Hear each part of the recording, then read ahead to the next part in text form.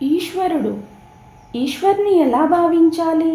నిరాకారునిగా ఆరాధించాలా? సాకారునిగా ఆరాధించాలా? నిరాకారానికి ఉన్న పలు రూపాలే సాకార దైవాలు. నిరాకారము సత్యమే, సాకారము సత్యమే.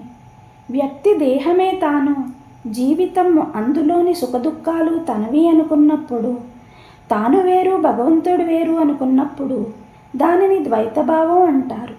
అటువంటి వ్యక్తి ఈశ్వరుని పలు రూపాలలో, అంటే దేవి, శివుడు, విష్ణువు, రామకృష్ణాది పలు సాకార రూపాల్లో ఆరాధించడం మంచిది.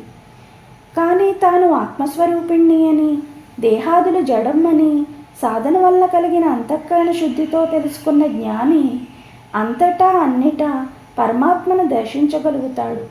సర్వ విభూతుల్లోనూ పరమాత్మ ఉనికిని అనుభూతి చెందగలుగుతాడు.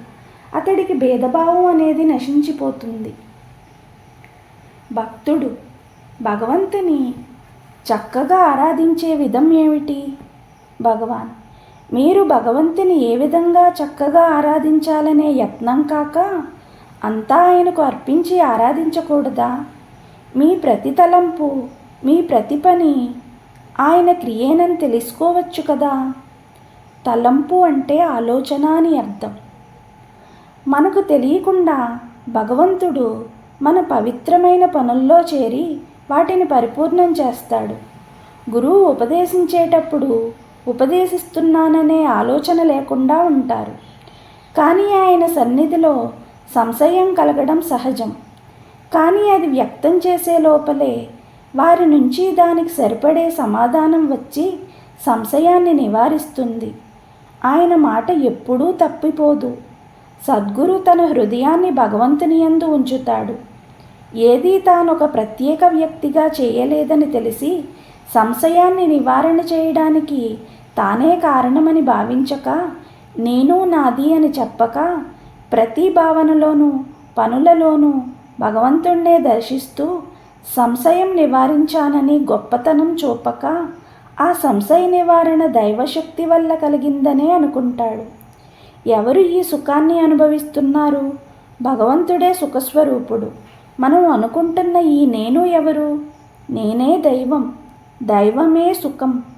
నేను నిరంతరం ఆ సుఖాన్ని కోరుచున్న ఎడల నన్ను నేను మరిచిపోవాలి. దేనినైతే మనం సుఖం అంటున్నామో అది దైవమై ఉండిపోవాలి. గురువు అయినవాడు తన అహాన్ని పూర్తిగా భగవత్సాగరంలో కల్పితం భావంగా అర్పిస్తాడు. దేవుడే సమస్తానికి నిమిత్త కారణమని భావించి తానే ఆనందగనుడై ఉండిపోతాడు. అదేవిధంగా మంచితనం అనే వ్యక్తిగత కోర్కెలను ఆ మహాసాగరంలో కలిపేస్తున్నాడు.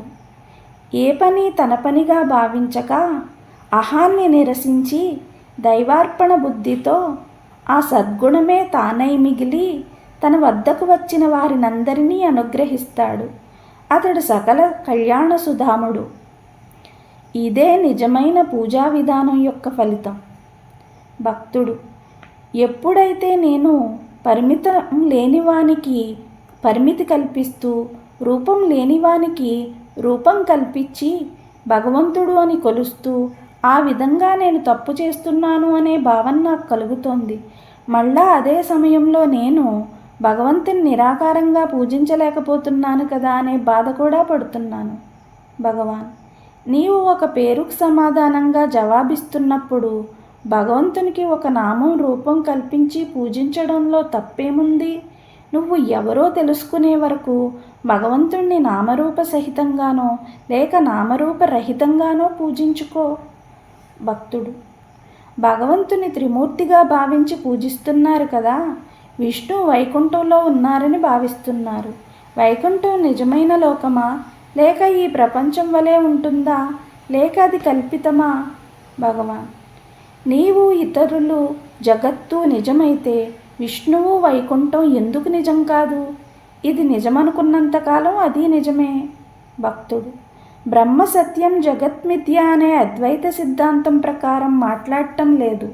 నేను అడిగేది, మనం ఇక్కడ ఈ ప్రపంచం ఎలా ఉందో వైకుంఠం కూడా అలాగే ఉంటుందా అని. ఈ దేహం ఈ ఉనికి కలిగి ఉంది. ఒక సమయంలో అది లేకపోవచ్చు. ఒక విధంగా ఇది ఇక్కడ ఇప్పుడు నిజమే.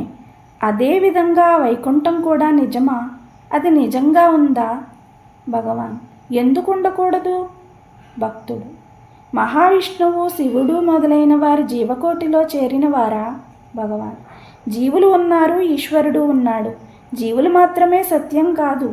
భక్తుడు: మహావిష్ణువుకు ప్రళయం ఉందా? ఈ త్రిమూర్తులకు కూడా వినాశనం, అంతం ఉందా లేదా? వారు శాశ్వతమా? భగవాన్: ఈ విధంగా విషయాన్వేషణ చేయడానికి బదులు ఆ శ్రద్ధను నీపై మరలిస్తే బావుండును కదా. వైకుంఠం, విష్ణువు అనే భావం ఎవరికి కలుగుతోంది? భక్తుడు: మహావిష్ణువు, వైకుంఠం వట్టి భావాలేనా? భగవాన్: అది నీలో ఉంది. భక్తుడు: అయితే అది నా భావన మాత్రమే, నేను దాన్ని సృష్టించి నిగ్రహించవచ్చు. భగవాన్: అంతా, అన్నీ నీకు భావాలే. మనసు ద్వారా కలిగిన భావాలు తప్ప నీకు ఇంకేమీ గోచరించడం లేదు. భక్తుడు: అయితే విష్ణువు, వైకుంఠం అంతా, అన్నీ నా మానసిక కల్పనలేనా? రజ్జు సర్పభ్రాంతి వలె అవి కూడా భ్రాంతులేనా?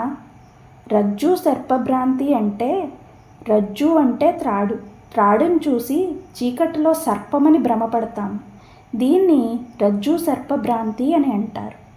భగవాన్: నీవు నీ దేహాన్ని, మనస్సుని, ప్రాణాన్ని నిజమనుకున్నప్పుడు మహావిష్ణువుని, ఈశ్వరుణ్ణి అసత్యాలని, లేనివారని ఎలా అనగలవు? నువ్వు వాస్తవం, నిజం అయితే వారు సత్యమే, నిజమే. భక్తుడు: నేను ఆ వాస్తవాల గురించి మిమ్మల్ని అడగలేదు. ఎవరూ ఆ ప్రపంచాన్ని చూడలేదు. అది కేవలం అసత్తు. కానీ దేహం అలా కాకుండా ఒక విషయంగా ప్రస్తుతం నాకు అనుభూతమవుతోంది. భగవాన్: అలా కాదు. నువ్వు ఏ విధంగా ఈ ప్రపంచాన్ని, దేహాన్ని సత్యం అనుకుంటున్నావో అట్లానే వైకుంఠాన్ని, విష్ణువుని అనుభవించి అవి నిజం అనుకున్న వాళ్ళు ఉన్నారు. నీ అనుభవాలు నిజం అనుకుంటున్నావు కదా, వాళ్ళ అనుభవాలు నిజం కాదంటున్నావేమిటి?